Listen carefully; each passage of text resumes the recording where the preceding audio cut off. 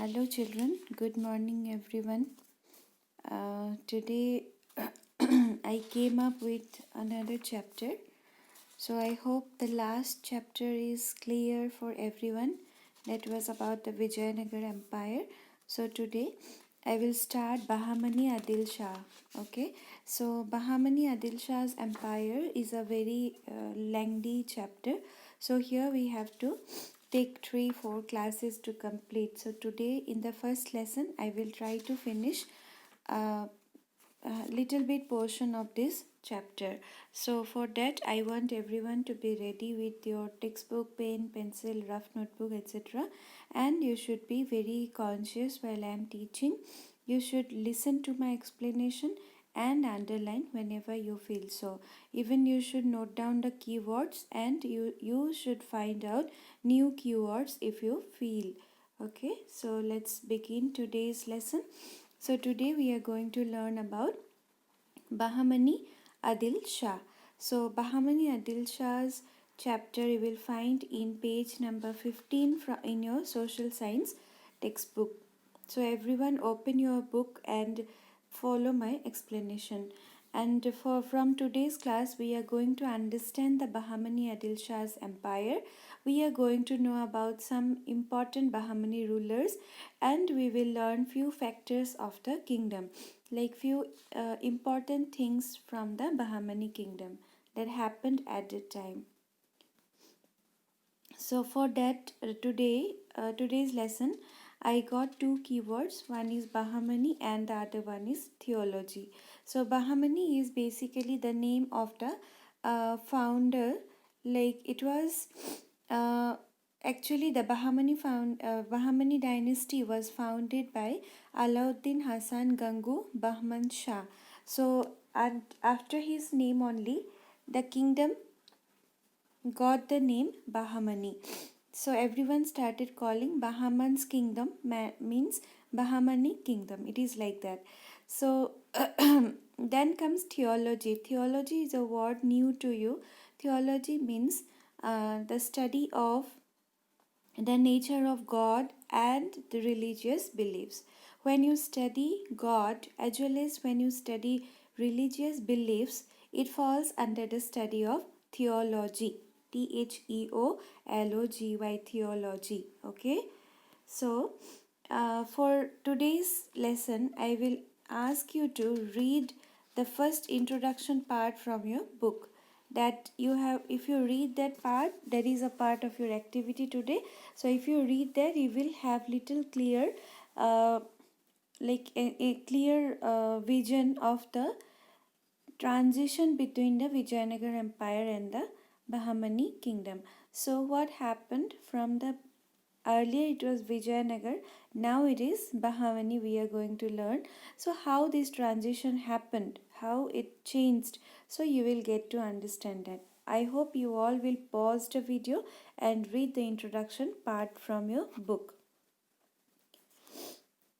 So here basically it is given like how the Vijayanagar Empire was going on at the same time when Vijayanagar Empire was started. That same little later, like around 10 years after 10 years of the Vijayanagar's empire's establishment, another empire started, that is the Bahamani Empire, just in the northern border of the Vijayanagar Empire. Okay, towards the northern side of the Vijayanagar Empire, this Bahamani started. So they were having continuous battles between this Bahamani and the Vijayanagar. So they had a lot of battles going on, and Adil Shah's Bijapur were prominent. So uh, they used to divide their dynasties, and they used to, whatever existing dynasty they had, they used to divide it in 5 dynasties, and the main achievement of sultanates of this dynasty are discussed in this lesson. We are going to learn about it in this chapter. So let's begin. First we are going to learn about the foundation of this empire. Okay, when Bijapur Empire was founded in the northern part of it, the Bahmani Empire was founded in 1347 CE. So when as I told you, when the Vijayanagar Empire started, so at the same time, after just 10 years of gap, this Bahmani Empire started in the northern part of this Vijayanagar Empire, and it was founded by Alauddin Hassan Gangu Bahman Shah. So it was his name, the founder of this empire, and Bahman Shah was working in the army of Delhi Sultan, that is Muhammad bin Tughlaq. So Muhammad bin Tughlaq was one of the sultanate who came from outside the country, and they started their sultanate ruling in this country, and their base was actually Delhi. So from Delhi they tried to extend their empire towards the southern part of the country also. So that is a different part of history, but we should know only because of this Bahman Shah. Actually, Bahman Shah was one of the army of the Delhi Sultanate. So he was an army of Delhi Sultanate, but here in this part of the country, he started his empire. So, Bahmani state had the parts of Karnataka, Maharashtra, and Andhra Pradesh states under its rule. So, present day, we can say these three states were included in the Bahmani state or the empire. Those are Karnataka, Maharashtra, and Andhra Pradesh. Okay, and in the beginning, Kalaburgi was their capital, and later Bidar became their capital. And Bahmani Empire was in the northern part of the Krishna River. That means in the upper part of Krishna River, this Bahmani was there, and in the down part, in the southern part of Krishna River, this Vijayanagar Empire was there. So both the empires were divided by the Krishna River, and Tajuddin Firoz Shah was a great sultan in Bahmani dynasty. So we are going to learn about Tajuddin Firoz Shah. So he was a great ruler in that dynasty. So here is a map showing Bahmani dynasty as well as Vijayanagar dynasty. By seeing the map's yellow color mark, you can understand how the dynasties were located. Just see the first map where Vijayanagar Empire is shown, and see the other one, second map, where Bahmani dynasty is shown. So just where the Vijayanagar is ending towards the northern side, there only this Bahmani is starting. Can you make it out? Yes. So it is just one line, and it was divided by that Krishna river. So I hope you have understood this. So down first map is showing the Vijayanagar, second map is showing the Bahmani dynasties. So we have to read about that Tajuddin Firoz Shah. So Tajuddin Firoz Shah came into power in 1397. Okay, so 1397 up to 1422 he was the emperor, and he was very liberal person. Liberal means he was equal to everyone. He was not so strict. He was not so rude like that. He was a very genuine and liberal person, judicious, like he always gave justice to people, and a believer of God. He made copies of Quran and edited it for his whole life. So he did it by himself, the editing of Quran. So he was a writer. He encouraged all languages, and he was an expert in geometry and theology. So he was also he was very good person, we can say that. He was liberal, he was judicious, he was believer of God, he was a writer, and he was expert in geometry as well as theology. He sheltered many philosophers, poets, artists, and had honored them. So in his kingdom he had lot of philosophers in his kingdom. He called those people and he gave them place to reside in his kingdom. Okay, then he had lot of poet in his kingdom, he had lot of artists in his kingdom, and he used to honor those people also. He established an observatory in Daulatabad also. So observatory is something from which you can observe the space.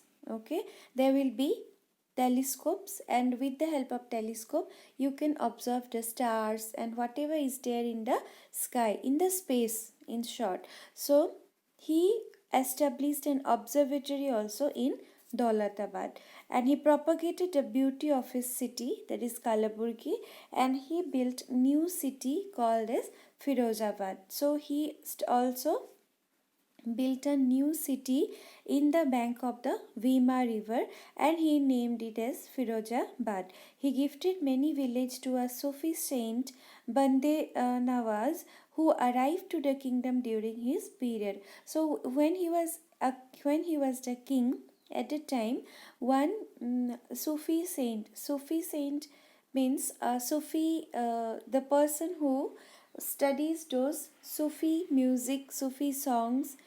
I hope you know about the Sufi songs. There in Bollywood songs, there are so many songs which are Sufi songs. Okay, Sufi is a type of music. Okay, basically it is a Islamic based music. It is so many people study this kind of music. They sing these kind of songs. So it is a kind of music, and one person who was a Sufi saint, he was a scholar of Sufi music. Okay, so when he arrived in his village, in his kingdom, he gifted so many villages to that person. So this king was like that. The king gifted so many villages to that Sufi saint, and he concentrated on the development of ports as well. So ports, why we use the ports? Ports are used for the ships to come and load and unload the products, right? So when the ports are good, they will have lot of foreign business also. So when he started developing the port, as a result, what happened? Foreign tourism was also encouraged. Even foreign business can be encouraged by that way. Then comes Muhammad Gawan. So here is another ruler. His name is Muhammad Gawan, but he is not the ruler. He was the prime minister of that dynasty. Okay, and he was actually a Persian person. Like as I told you, the sultanates, Delhi sultanates, they were not Indian origin. Some of them were from Turkey, some of them were from Persia, some of them were from Afghanistan. So it is like that. They were from outside the country, and this Gawan was also a Persian by birth, but he was working under the Sultanate Muhammad Shah III, and he was a very honest prime minister in the Sultanate of Muhammad Shah III. So Muhammad Shah III was the king, he was the sultan, and this Muhammad Gawan was his prime minister. So here in that yellow part, you can see the names of few important rulers from that Bahmani kingdom. So Alauddin Hassan Gangu Bahman Shah was the founder. Then comes Firoz Shah, then Ahmad Shah and Muhammad Shah III. So they were few important rulers, means kings. So next comes the important factors. Okay, so in that kingdom, what happened? These are the important factors, means important features of that kingdom, of the Bahmani kingdom. So Muhammad Gawan captured Hubbali, Belgavi and Goa from Vijayanagar Empire. So it was their achievement. They achieved these three parts from the Vijayanagar Empire. Administration was according to Islamic law. So they basically followed Islamic law for the administration of the state, and he encouraged revenue and postal services. So they used to collect money from these things. They used to take revenues and they used to take postal service charge. Okay, just in modern days also, when we post something, when we do some courier, we have to give a service charge, right? So the same way, at the time also they used to ask some money for the postal services. Then he fixed taxes on the basis of land's fertility and irrigation facility. So, and tax was collected in cash. So what happened, he had fixed certain tax for the land fertility and irrigation facility also, means for the it was like a land tax. So in other kingdoms maybe we have learned about it. So when you have a plot of land for agriculture, you have to pay certain tax to the government, so that the government can make some arrangement for irrigation for every fields. They can take certain maintenance for the agricultural fields, and also many expenses are there for the government. So the same way they also had certain tax for irrigation facility and land fertility. So it was taken in cash, means money they have to pay directly.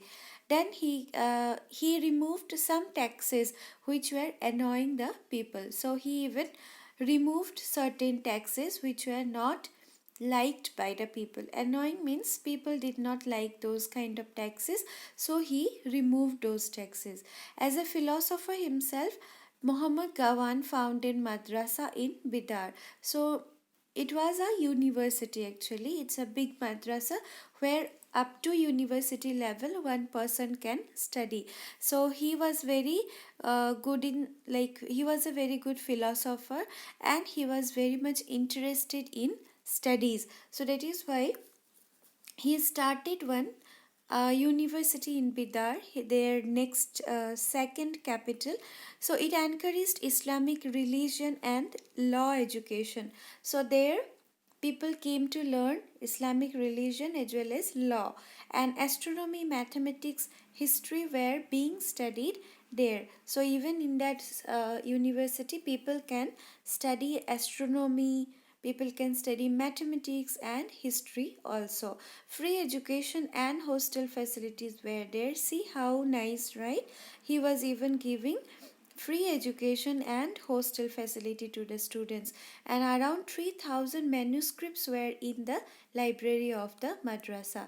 So manuscripts, you know from your last class, grade 6, what are the manuscripts? Manuscripts are written documents, right, from the history, from the past. So that may not be on paper but maybe on some other things like barks of trees or leaves or clothes. So they also collected around 3000 manuscripts, and all those manuscripts were in the library of the madrasa. So that was a great source for studying the history, right? Then comes Muhammad contributed a lot in making the Bahmani kingdom great. So he, though he was a prime minister, but he was a great person. He tried to make all things which will make their Bahmani kingdom great. Because of this, he was a very great person. Everybody liked him from his kingdom. So because of this thing, his regional leaders, the leaders who were from his place, because he was an outsider, right, he was not an Indian by born. So the regional leaders became jealous for his fame, and like everybody in his kingdom liked him. He did so many good things for the kingdom. So the regional people became jealous for him. So they conspired to murder him. Means they made a plan to murder him. So, and they murdered him also. And on the tomb of Gawan, it is written that innocent Gawan was killed. So what happened finally? He was killed by the regional leaders. And in his tomb means the kabar, okay, the grave, in his grave it is written as innocent Gawan was killed. That means everybody liked him, he was so innocent, but certain bad people from the society conspired to kill him. So it was not a good thing that happened to him. So today what we learned, I will give you a small summary. Today first we learned about the starting of this Bahmani kingdom. Who started the Bahmani kingdom? You remember his name? Alauddin Hassan Gangu Bahman Shah. Yes, Alauddin Hassan Gangu Bahman Shah. You can even underline that line. He founded the Bahmani kingdom and he was working in the army of Delhi Sultan. Okay, and then uh, first their capital was Kalaburgi and later Bidar was their capital. And present day Karnataka, Maharashtra and Andhra Pradesh comes under the territory of that time's Bahmani kingdom. And we learnt about two rulers, that is Tajuddin Shah and Muhammad Gawan. So Tajuddin Shah was very good philosopher. He was a learned man. He was a writer and he learnt geometry and theology also. Even he encouraged lot of philosophers, poets and artists and he honored them. Even he honored one Sufi saint by gifting so many villages to him. So then we came to know about Muhammad Gawan. Initially, he was the prime minister of the reign of Sultanate, that is Muhammad Shah. So he was very good person. He was a philosopher also. So at that time, he did lot of work to make their city or make their capital beautiful, right? So we came across certain important features of that time. So what happened? Muhammad Gawan, he was able to capture Habbali, Belagavi and Goa from Vijayanagar Empire, and they had to follow Islamic law in their administration, and they had few taxes like revenue, postal service and land tax was also there. Then they even removed certain taxes which people did not like, and as a philosopher, he encouraged studies, and that is why he started one university in Bidar, and he encouraged Islamic religion and law education. Even astronomy, history, and mathematics were also taught there, and their education facility was free as well as hostel was free, and in their library there are 3000 manuscripts are there. So he contributed a lot to the kingdom, but out of jealousy the local regional leaders murdered him, and in his tomb it is written there he was a innocent person, innocent Gawan was killed, it was written like that. So that's all for today. So after reading your book once again, after listening to my explanation, you will read the portion from your book and you will attempt to write this homework. So first question is, who was the founder of Bahmani dynasty? So if you have underlined that name, it would be more easy for you. Then you have to write who was Muhammad Gawan. So all these two question answers you will write in your homework book. Okay. So that's all for today. If you have any doubts, you just send it to school and I will try to simplify your doubts as soon as possible. And before that, you should read it once or twice yourself and try to understand. It was not so tough, I guess. So for tomorrow, not for tomorrow, for the next class, I would like to tell you that you should be ready with the cultural contribution part. You read yourself the cultural contribution part up to that up to Shah dynasty. Okay, up to Shah dynasty, up to page number 22. You be clear reading, and then after it would be easy for you to understand. So thank you children. That's all. Bye.